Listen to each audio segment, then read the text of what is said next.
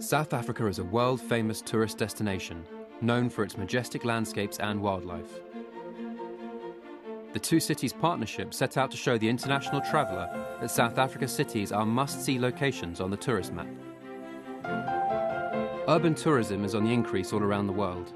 To tap into this valuable trend, Durban Tourism and Cape Town Tourism have partnered with National Geographic to showcase these vibrant 21st century cities through a targeted, multimedia campaign designed to inform, inspire and encourage new visitors.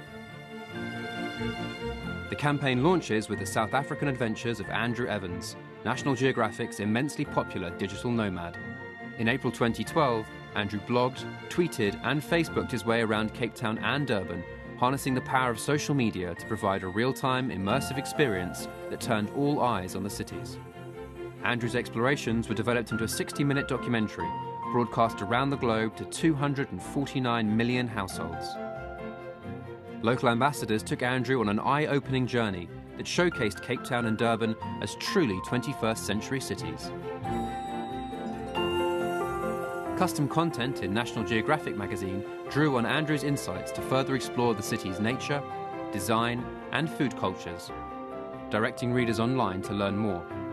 NationalGeographic.com featured Andrew's adventures and expanded its rich city guides to include comprehensive details on Durban and Cape Town, including photo galleries, quizzes and travel advice. The campaign was supported with 2 custom vignettes on National Geographic Channel, Sounds of the Cities. These vignettes captured and built the vibrant sounds of Cape Town and Durban into musical symphonies that presented the cities in a beautifully distinctive way. Reinforcing the partnership was a strong presence on nationalgeographic.com, which drove traffic to editorial content and Cape Town Tourism and Durban Tourism's sites. Additional tactical promotions included specially commissioned illustrations of Durban and Cape Town and inclusion in National Geographic magazine's World Beat editorial. Our partnership delivered an exciting combination of rich and engaging content with a strong promotional campaign across National Geographic media. A prominent presence on TV, print and online reached a potential audience of 297 million consumers, encouraging global travellers to re-evaluate South Africa's cities and all they have to offer.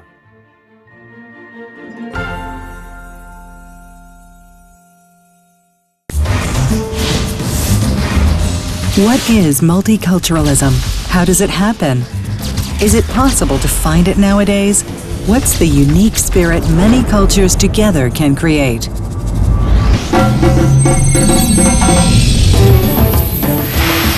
South Africa, a country between the Atlantic and Indian Oceans, between wealth and poverty, unspoiled beauty and vibrant cities, between a past of segregation and a present of tolerance.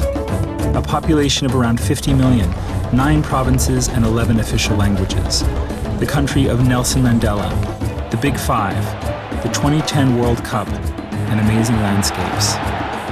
It's also a multi-ethnic society where diverse cultures live together, creating an unparalleled multicultural heritage, a country where all South Africans are recognized as citizens of a single rainbow nation.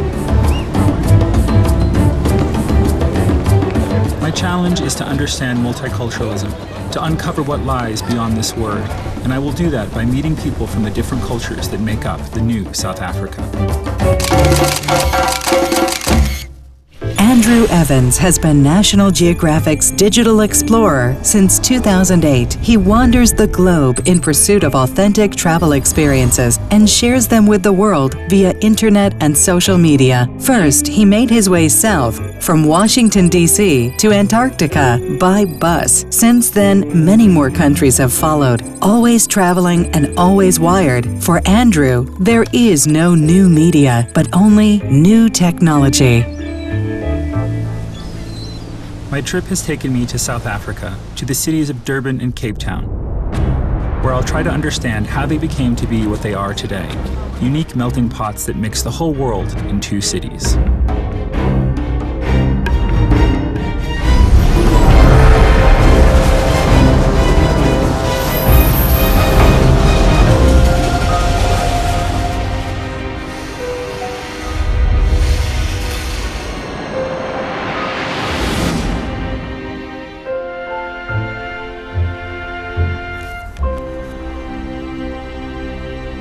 I arrive in South Africa by following the path of the early explorers.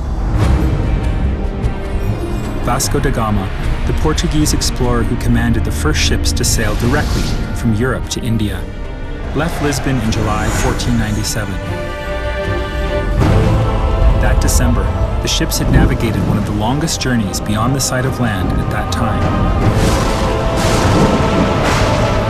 After rounding the southern tip of Africa and heading northeast, he spotted the coast on Christmas Day, hence the name Natal, birth of Christ in Portuguese. More than 500 years later, I've arrived in this land to find how, after that trip, the complete story of this part of the world has changed.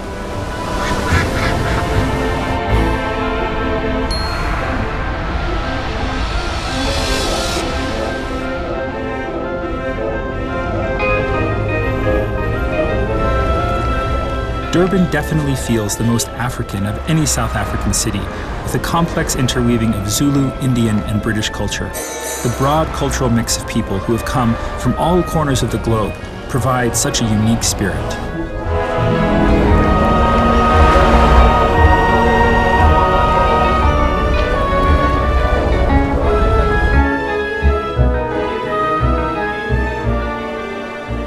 Durban is a red-blooded city, and it's pumping all the time. I love the view in Victoria Road where you're standing there in the street and you see a mosque, but you also see this Catholic church side by side, and then on the exact same block you have this Indian market. And all three of these things smashed together into one street embodies the city of Durban. The fact that you have taken people from India and you have taken this European colonial background and then all of the African elements of the city that are all right there. And the fact that it somehow fits together in Durban. And it probably wouldn't fit together anywhere else in the world, but somehow here it works. And it's the beauty of the city. Durban is a true African city. It has an African history, it has an African soul, and it has a very African reality today. Durban is a Zulu city. This is a city where one culture is very strong. You see the culture in a way that I haven't seen it anywhere else in South Africa. In some ways, I feel that this is their unofficial capital. The Zulu are the largest ethnic group in South Africa, with an estimated 10 to 11 million people, most of whom live in this province. Historically, the Zulu were a mighty warrior nation, whose fate changed at the beginning of the 19th century during the reign of King Shaka. He united the clans into a single powerful tribe and introduced a new system of military tactics and weaponry. This allowed them to inflict the British Army their worst ever defeat in 1879.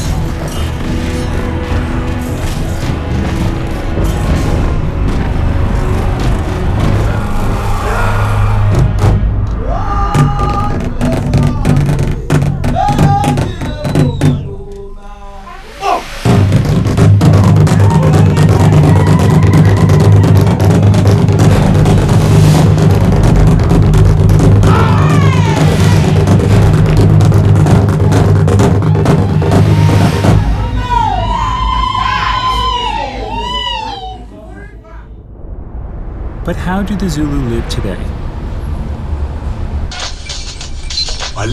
Is Marty right? Time now to take a look. My name is Pindi and this is Gagasi FM, and the show is AM. I met Pindi by chance. Through her radio show, Pindi tries to help the community, talking about health and legal issues, career advancement, and tries to make a difference in people's lives. Friday, I know people are smiling because the weekend is just around the corner.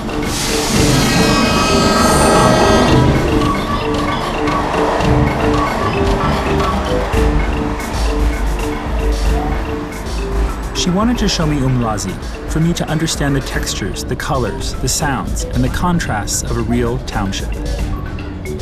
Umlazi is a beautiful place. It's the second biggest township in South Africa. Over 1.5 million people residing here. And the beautiful thing about this place is that there's always excitement. You know, you come to this place and it is always buzzing. How did Umlazi happen? Umlazi came to being Umlazi like all the other townships in South Africa because of how we were placed as people in South Africa. There's always been segregation. You always will find white people residing there, you find Indian people there, you find African people there. So Umlazi is one of the townships that was, I would say, allocated for your African community to stay in. So that's how it really came about. And people have lived here for many years. Some have moved, but they still retain their houses here as their family homes.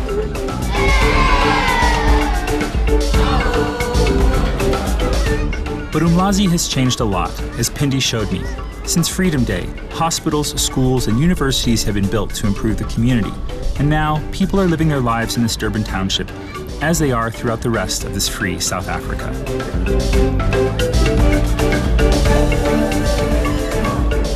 But Pindi told me that I was still lacking one main experience in Durban. She insisted that I try a typical shisa nyama, like a barbecue but grilled in the old traditional Zulu way. So what happens now is before we all start, we don't dig in all at the same time. The man is considered the head of the family. So what would happen is that the man would then cut the meat, taste the meat, and the tasting is really to make sure that if there's any poison in the food, he goes first. So the rest of the family will stay on. So in this case, now that you're the man, I'd like you to do the honors. Okay. Let's start with the borobos. Yeah. The sun sets, and I let myself go in this city that never sleeps. Durban's nightlife is buzzing, famous across all of South Africa. Food, live music, and fun for people enjoying this laid-back city.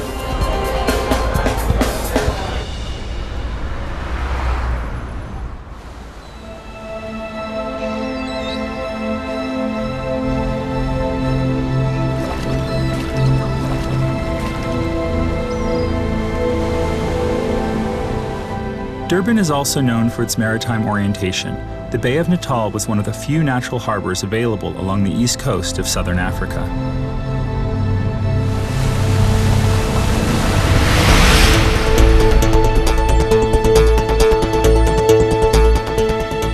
The port dates back to the beginning of the 19th century, when the first European settlers made a landing with the intention of setting up a trading post. But today, Durban is home to the busiest container port in Africa. But its coast also hides a secret.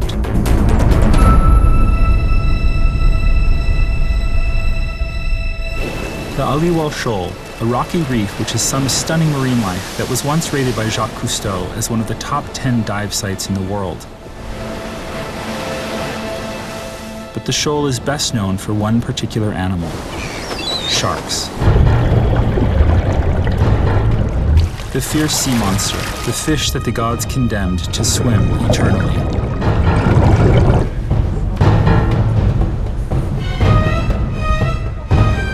Nothing could prepare me for what I was going to experience here.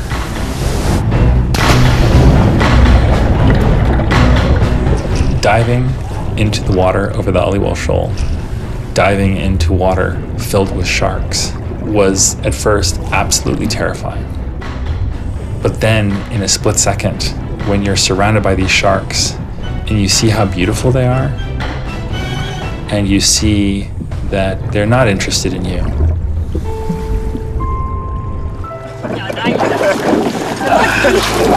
Fantastic. I had a feeling of total ecstasy. In your face, in your face. But beautiful.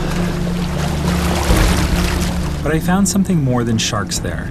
I found a real-life mermaid who has devoted her life to protecting underwater life.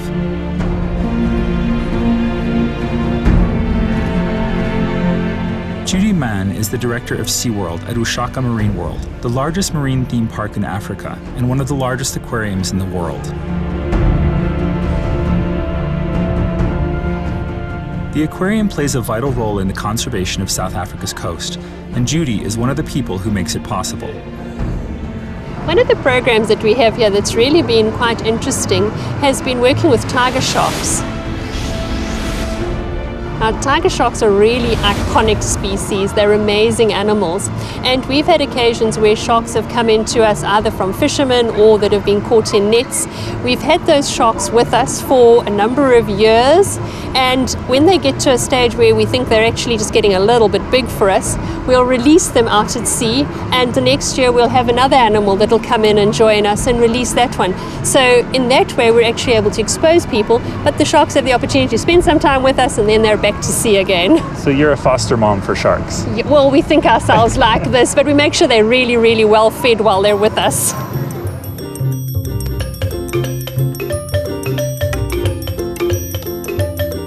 "32 tanks, 17,500 cubic meters of water, more than 10,000 animals of around 300 different species.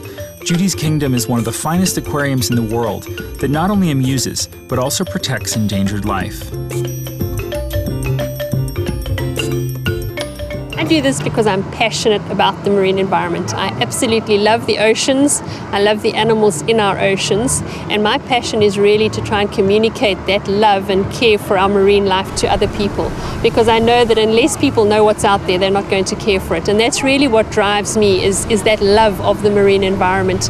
And when I have the opportunity to dive with an amazing shark or to see some tiny little animal on the reef, I just feel so incredibly privileged, and I would like others to be able to experience that. And I know that not everyone can go diving, so the opportunity to experience that is phenomenal. And when I see people's faces and just they look at it and they go, wow, these animals are really incredible, I feel an amazing sense that this is really something worthwhile.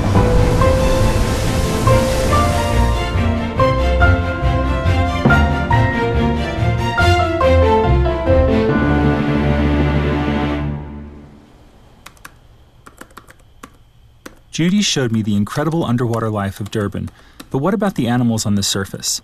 What about one of the most important South African legacies? To discover it, I drove 45 minutes out of Durban, and this is where I met Divan.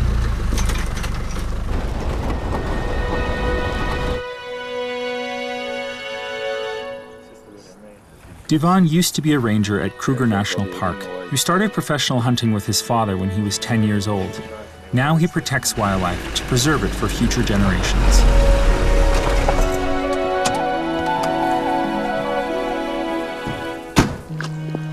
How did you start working with animals? I'm a local boy. My parents own a reserve similar to this, not far from here. And it was mainly for hunting purposes. And as a young boy, I was dragged along against my will with my father, telling me, you have to hunt, this is what we do, this is what the family does. And then as I grew up later on in life, when I started using my own mind, I realized that the killing part is not for me. Looking at the animals and appreciating the animals meant more to me. When it started getting into the phase where money got involved, where the biggest trophy was shot out, regardless if it's still breeding or not, it really bugged me. And I decided to go the conservation route.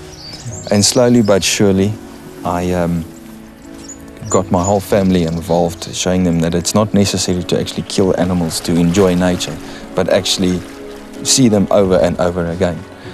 And pretty much 2 years later, I converted my father, all my family, to conservationists instead of hunters. All you've heard about Africa, all you've read, it all becomes real when you feel the wild, when you smell the bush, when you see the colors of the sunrise surrounded by animals.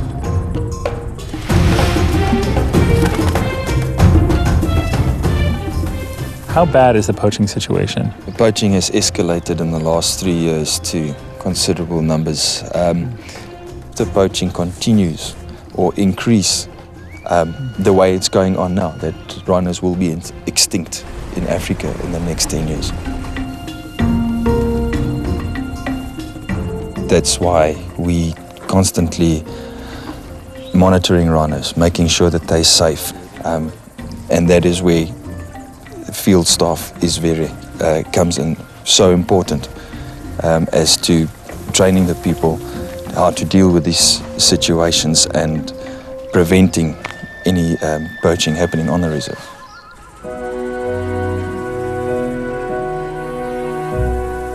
Divan stepped right out of the old adventure books that I used to read when I was a kid. He loves animals, he loves the bush, and loves being out in the wild. No one that knows him could imagine him living in a city. Divan is a very passionate person who cares deeply about wildlife and protecting and maintaining it, and, in some ways, is risking his own life to protect the animals that still remain.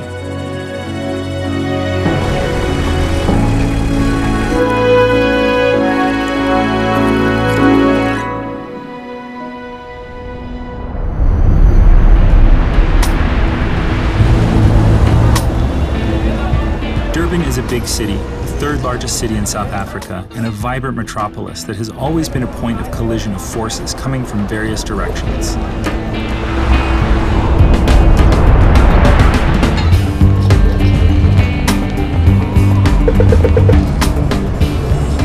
A busy downtown where you can find the City Hall, almost an exact replica of Belfast City Hall, that stands in front of office buildings where life never stops and says much about the British legacy of this city. And modern architecture too, like Moses Mabhida Stadium, a soccer stadium built for the World Cup in 2010 that has become an icon for the city.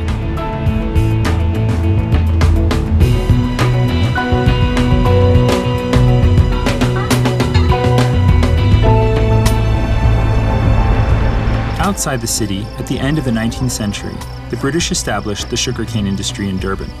Farm owners had a difficult time attracting Zulu laborers to work on their plantations, so the British brought thousands of indentured laborers from India.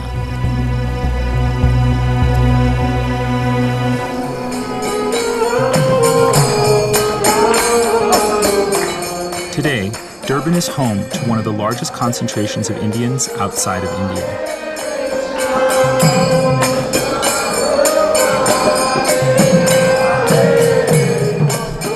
And so, to understand one of the true souls of the city, I went to Phoenix Settlement, the Indian heart of Durban.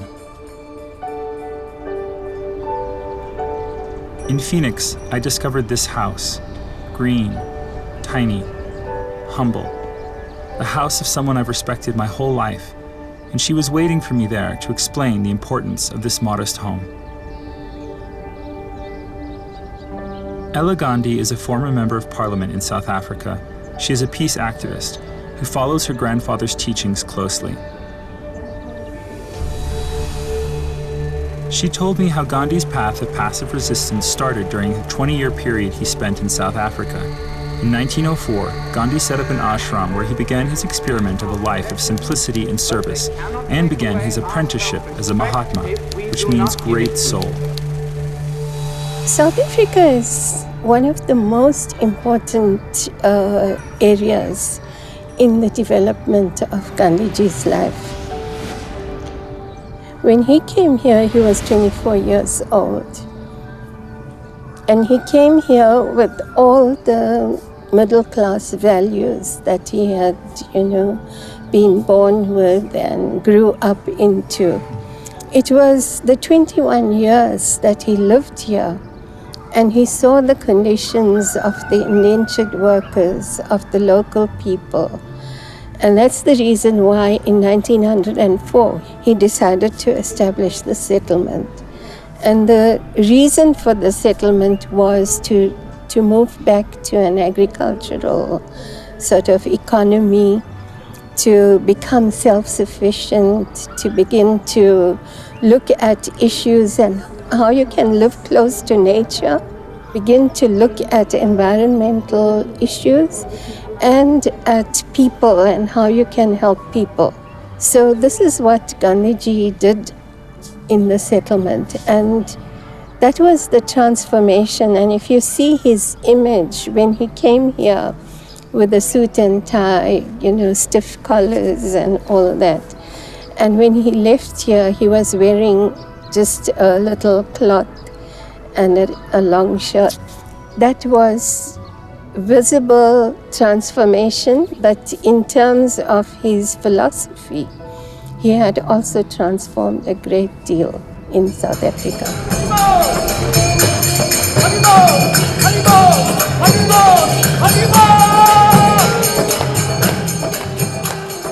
What do you think the rest of the world can learn from Durban?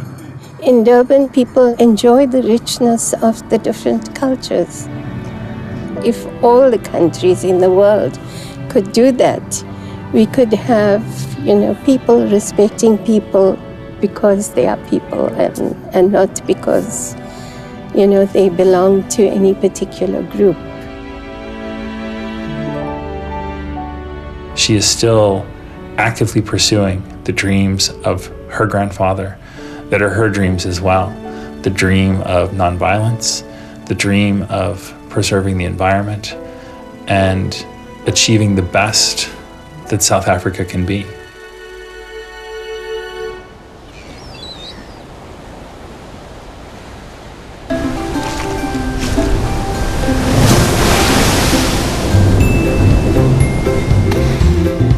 My time in Durban has come to an end.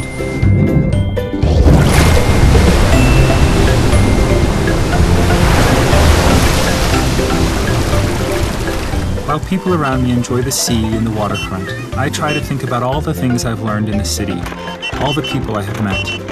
I think about the city's true spirit and what I'd be like if I had been born into this great melting pot.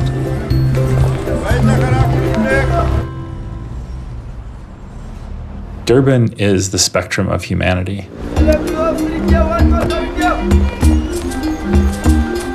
It's the raw Africa with the New Age Africa together. You hear Indian languages, you see them written, you have Indian food, you have Indian spices, but you're not in India, you're in Africa. And then you have the Zulu culture, which is so powerful.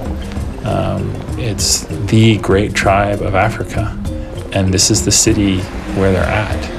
And the fact that you've put these two together, along with, the British, who were everywhere in the world, but they were really the minority in Durban. And again, these are such discordant cultures, but somehow they've connected, and somehow they've made peace with each other in a way that is funky, it's rich, it's fun. That's Durban. But when I left Durban, I felt like I left a part of myself there.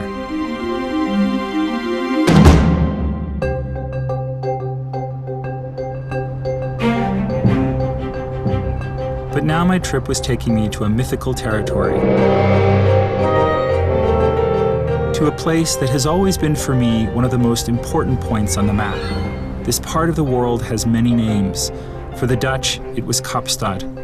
The Xhosa called it Ikapa. In the sailors' legends, it was known as the Cape of Storms.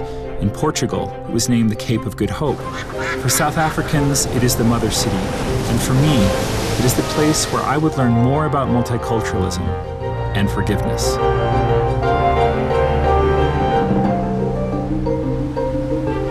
Cape Town is not only the country's second most populous city and one of Africa's most popular tourist destinations. It is a feeling, a way of life. It is a surprise that catches you on every corner. Whenever I arrive in a new city, I try to have a very open mind. I try not to judge it against any other cities, although you immediately begin to compare what one city is like and what it's not like. Since Vasco da Gama rounded the Cape of Good Hope without docking, Cape Town seemed to be destined to remain a place of transit. Today, it is a vibrant city where everything is moving and changing at a tremendous pace, making it one of the cities with the highest quality of living on the continent. This is the city where Europe meets Africa, the old meets the new, where contrasts work because there's a joy of life that surrounds everything. People of all races coming and going, enjoying a peaceful existence in a way that I can only define as sexy. But it hasn't always been like this. The laws of segregation, apartheid, divided the country into different racial groups for almost 50 years, and it met its end when Nelson Mandela announced a new era for the country from the balcony of Cape Town's City Hall. Just a few hours after his release, Nelson Mandela went up the same stairs where I am now. From here, we can almost see Robben Island, where he served 18 of the 27 years he spent in prison. My companion is Kwaku Mandela, his grandson, and I can feel how he's moved while we walk the same path his grandfather walked in 1990 to deliver a speech that changed the course of history.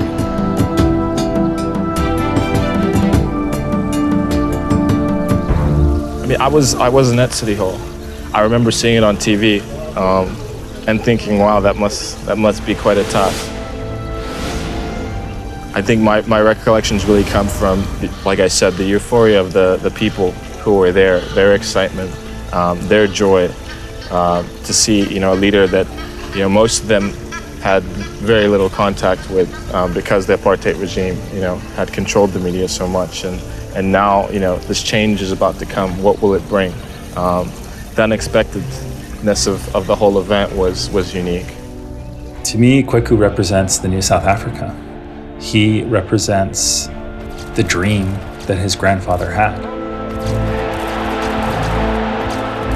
You showed me at the end of the day that you have to be prepared to forgive, to sometimes go against what, people's expectations are. He showed me that, you have to be willing to listen to people.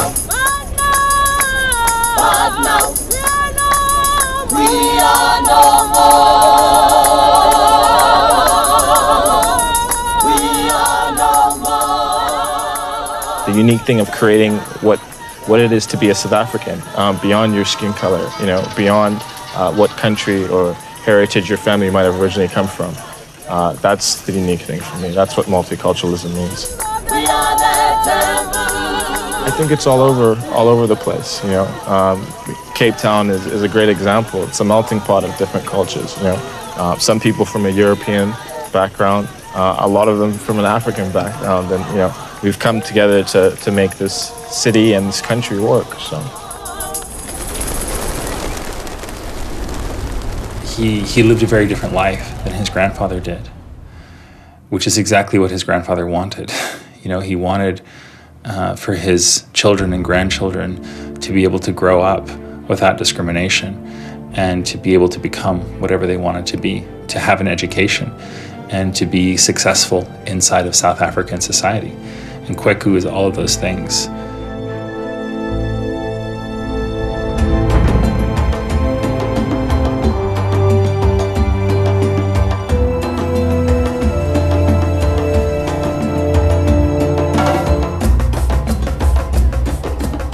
With Table Mountain dominating the landscape, and with the Atlantic and Indian Oceans surrounding both sides, Cape Town is renowned as one of the most picturesque cities in the world. Majestic and prominent, Table Mountain overlooks the entire city like a giant.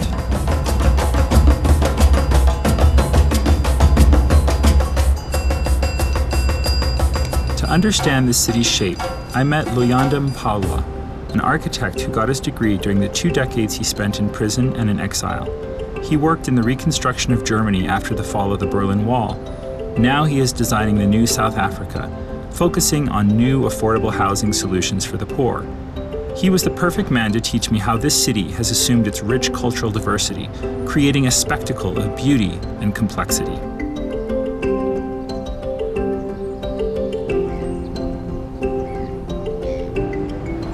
And today what you find is that our cities, because of the apartheid model, have got a very small inner city, which is like Cape Town, this is called the City Bowl area, which is basically the heart of the city. Right. The City Bowl of Cape Town has got about 50,000 people, but Cape Town has got 4 million people, 3.5 to 4 million. Why is that? Because the structure of an apartheid kind of city was that you have the inner city, which is more for business, commercial, and work, and then all the residential areas where people stay are way out of the city. But Cape Town for me is also about this city that has become a very integrated cultural melting pot of Southern Africa. Spending time with Luyanda is like seeing a great puzzle, where each piece seems to fit together with the rest of the city. But Luyanda also knows that the pulse of Cape Town is where you live, where people struggle to get their way. Then he takes me into the heart of Longa Township.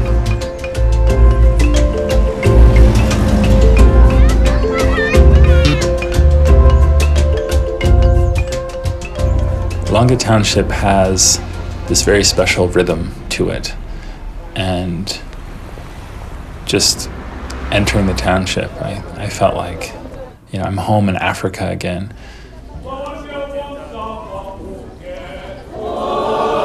Longa means son for the Xhosa, who were living in South Africa long before the arrival of the Europeans. And here I discovered how traditions and religion melted together to create something unique. When the missionaries introduced the Xhosa to Western choral singing, they kept their own traditional ways of group singing and adapted them into the Mass.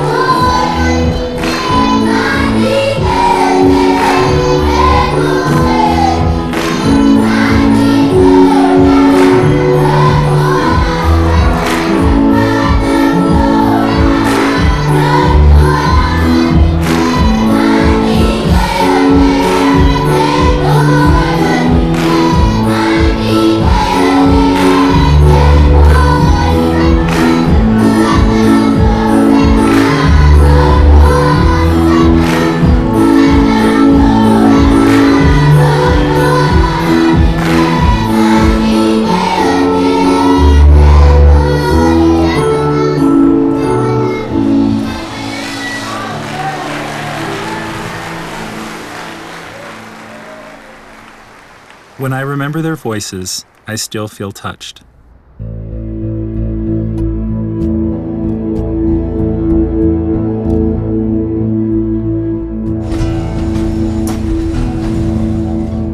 Sunrise in Cape Town. The city comes alive, exudes an infectious enthusiasm that drives me to discover every corner of this special place. I'm driven by the senses. Images, sounds, smells, and tastes catch me everywhere. I feel this pulsing city that somehow summarizes the essence of Africa.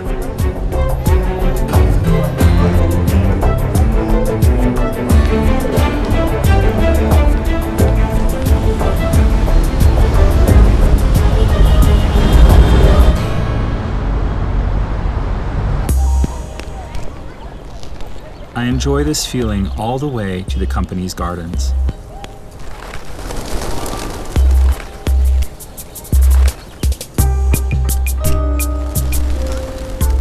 An oasis for Cape Town citizens that began as a garden where the crews of the Dutch ships were supplied with fresh produce.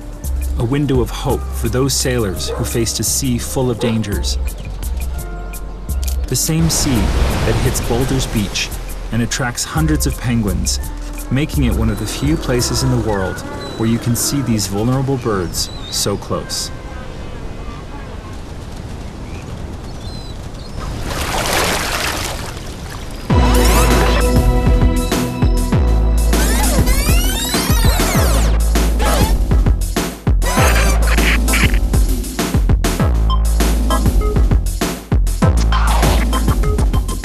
The history of man is written on the walls of the city. And Freddie Sam, a local graffiti artist, was ready to show me how they try to improve and beautify the communities. This is how I found out about District 6.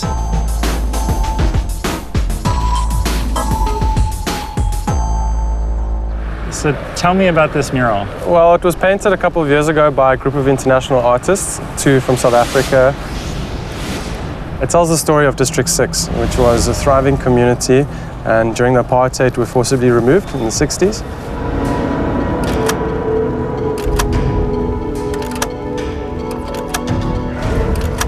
It's depicting the youth looking to the future, looking to this modern Africa. You know, what is Africa? And then it also shows what the District 6 used to look like with the architecture and the streets and how beautiful it was and how rich the cultural heritage is. And then that brings up the debate of what should be, what was it and what should it be, and if there should be a redevelopment. And really, it's kind of a generation, a cultural generation argument, on what this was and what it should be.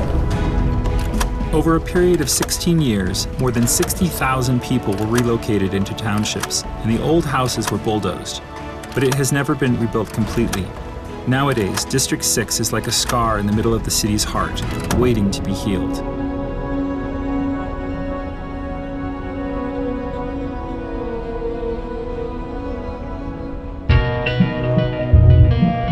In the meantime, street art gives the place its own personality, an art that merges with the newest trends as Cape Town gets prepared to be World Design Capital in 2014.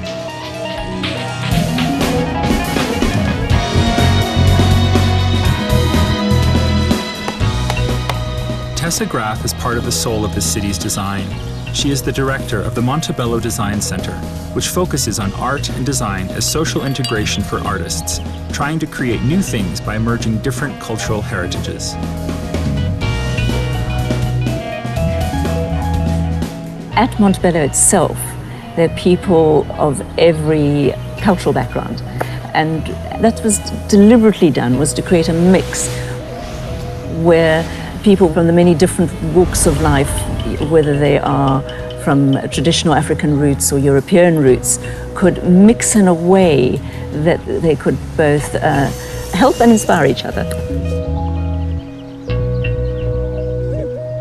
With her work, Tessa keeps alive the family spirit, whose legacy has been left for generations in various aspects of the city. My grandfather was mayor of Cape Town, and he put in the first electrical works in Cape Town. He was the first shareholder in the cable car in Cape Town, and he was a great, great philanthropist to Cape Town. He even purchased the Grootegieskeer estate and donated it to the government for the land that now belongs to the University of Cape Town. Is a true connoisseur of the arts. I think if she was alive in 18th century France, she would have her own salon. She looks for the best in her city, and she cultivates it.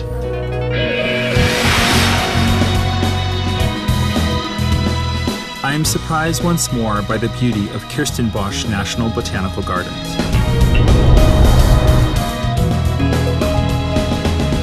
I am enveloped by a celebration of South African flora, showcasing more than 22,000 indigenous plants in this World Heritage Site.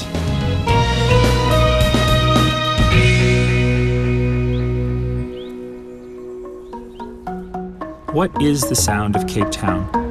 The nearby oceans, the cars, the wings of doves, the sounds of the city are a musical symphony with an African rhythm.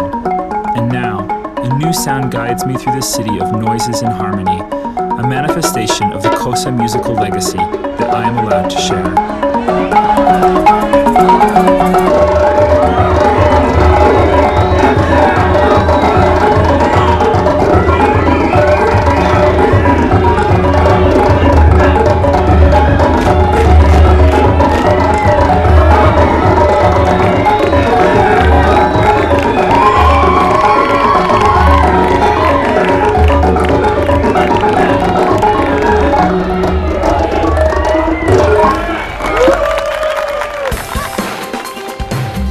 Try to see everything, to relish everything. And this leads me down to the luxurious area of Victoria and Alfred waterfront. This is the place to see and be seen, where you can get the European soul of the city and people enjoying life after work. Here, vibrant Cape Town nightlife comes alive. Locals and tourists enjoy an eclectic mix of entertainment that caters for a variety of tastes.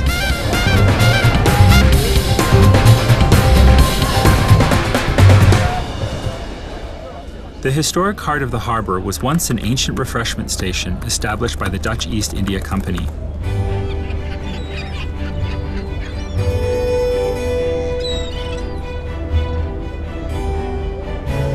The same company that at the end of the 17th century encouraged the French Huguenots to immigrate here because they shared the same religion. Furthermore, the French were experienced farmers, particularly in viticulture and enology.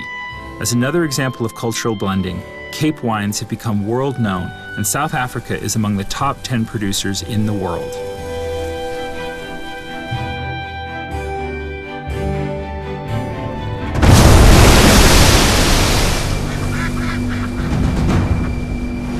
In Cape Town, there's always something that pulls you back to the sea.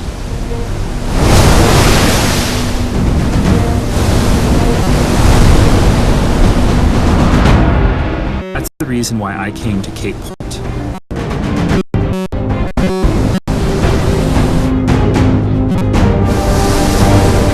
The place where history and legend mix, where the myth of the Flying Dutchman became reality in the eyes of the sailors who dared to round the Cape.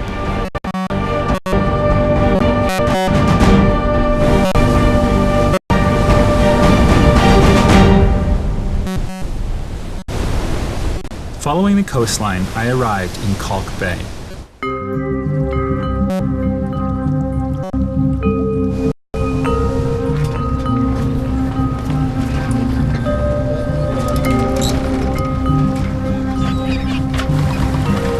For centuries, small wooden boats sailed from this bay before sunrise. Fishermen of all races went out fishing as their parents did, a tradition that even apartheid couldn't change. The fishermen's coexistence remained a slight flicker of hope that now makes them feel proud for being the only community in South Africa